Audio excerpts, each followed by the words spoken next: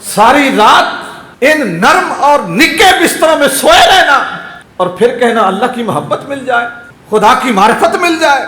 بھلا وہ ایسے بھی کسی کو ملا ہے، اس کے پیارے تو ستو لے کے خودگار میں چلے جاتے تھے، پھر وہ ملا ہے۔ اس کے ڈھونڈنے والے تو کئی میلوں کا سفر کر کے کوہ طور پہ چلے جاتے تھے، پھر کہیں جا کے ملا ہے۔ اس کے عشق میں مست رہنے والے نارے نمرود میں کود جاتے تھے، وہ پھر جا کے ملا ہے۔ اس کی محبت کے گرفتار اپنے گلے پہ چھری چلوانا پسند کرتے تھے، پھر جا کے ملا ہے۔ اور بابا تم نرم بستر پہ سو کے کہتے ہو مجھے اللہ مل جائے، ایسے وہ نہیں ملتا۔ ہارون الرشید کا دور حکومت تھا تو یہ عباسی حکمران گزرا ہے، یہ عباسی دارالحکومت جو بغداد تھا اس میں یہ خلیفہ بیٹھتا تھا، یہ بغداد اس کا کیپٹل سٹی تھا ہارون الرشید کا۔ اور ہارون الرشید صرف خلیفہ نہیں تھا، ایک عالم بھی تھا، اور صرف عالم نہیں تھا، علم پرور بھی تھا۔ کچھ عالم ایسے ہوتے ہیں جو علم پرور نہیں ہوتے، علم کش ہوتے ہیں، یعنی ان سے اگر کوئی کویسچن کر لے تو اس کا تسلی بخش جواب نہیں دیتے، جھڑک دیتے ہیں۔ ان کے پاس علم ہوتا ہے لیکن لوگوں کے لیے علم کے دروازے بند کرتے ہیں۔ ہارون الرشید ایسا شخص تھا جو صاحب علم بھی تھا اور علم پرور بھی تھا۔ اس نے محدث مصر نبی حضرت امام مالک کی بارگاہ میں دست بستہ عرض کی تھی، حضور جو میرے رسول کی حدیث کا علم آپ کے سینے میں ٹھاٹھے مار رہا ہے، تمہیں رسول کا واسطہ وہی علم میرے بیٹوں کو بھی دے دو۔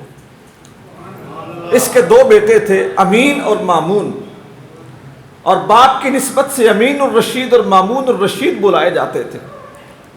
ایک مرتبہ اس نے دیکھا کہ اس کے بیٹوں نے حضرت امام مالک کے جوتے اپنے سر کے اوپر، پگڑیوں کے اوپر رکھے ہوئے ہیں۔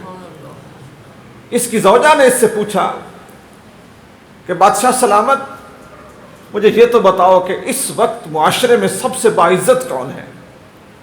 تو اس نے خود ہی جواب دیا کہ وزیر میرے ماتحت، مشیر میرے ماتحت، قاضی میرے ماتحت، عالم میرے ماتحت، فقیہ میرے ماتحت، سارے لوگ میرے ماتحت کام کر رہے ہیں، تو سب سے بڑا صاحب عزت تو میں ہی ہوں۔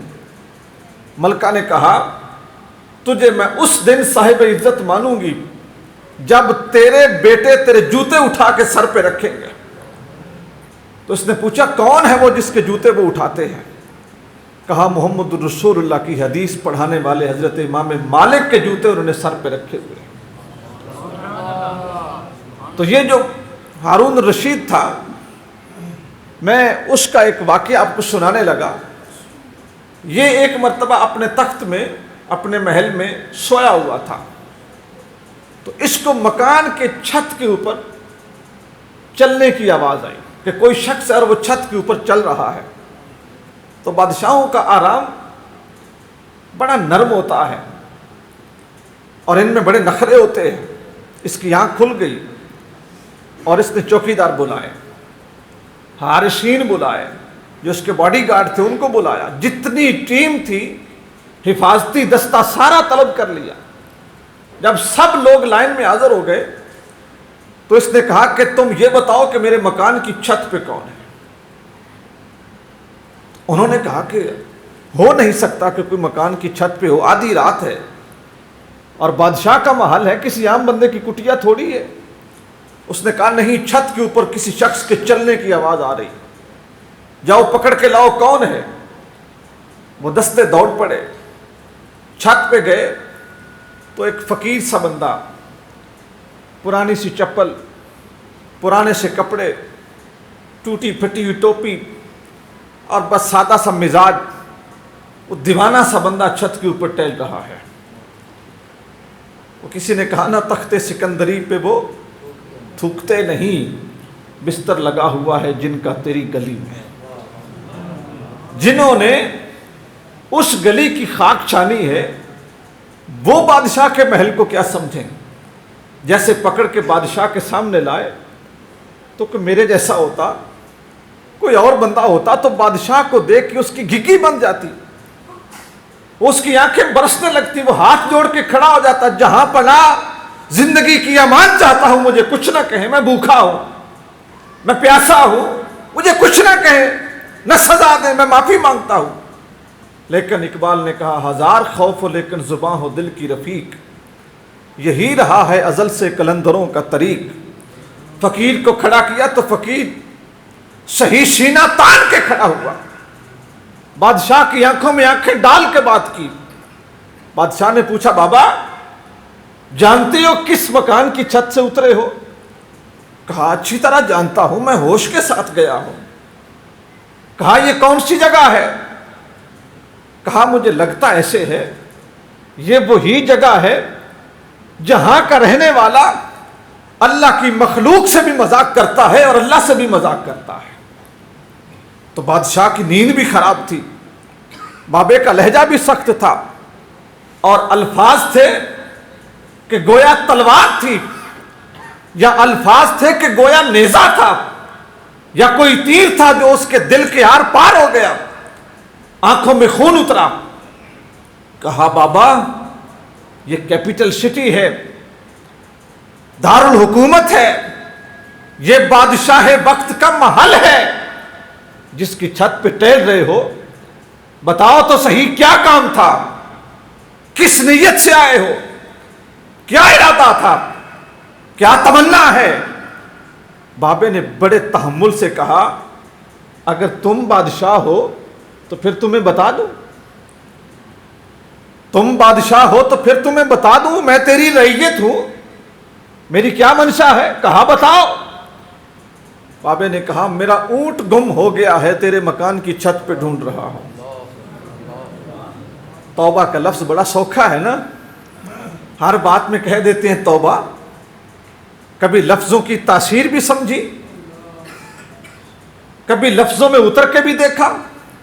اقبال نے ایسے نہیں کہا جب تک نہ تیرے دل پہ ہو نزول کتاب، گرا کشا نہ راضی نہ صاحب کشاف، ٹھیک ہے، جب تک لفظ آپ کے دل پہ نہیں اترتے اس وقت تک لفظ کوئی تاثیر نہیں رکھتے۔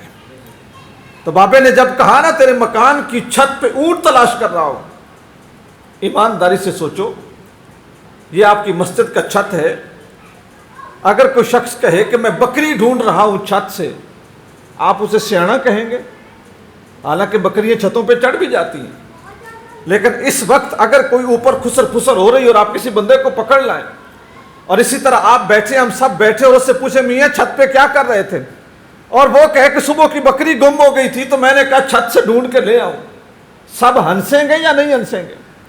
کہیں گے یار عجیب مذاق ہے، آدھی رات ہے، بکری گم ہے، مسجد کا چھت ہے اور وہ بادشاہ کا چھت، وہاں پہ چوکیداروں کی قطاریں، ہر طرف اس کے باڈی گارڈ کھڑے ہیں۔ کہا میرا اونٹ گم ہو گیا ہے۔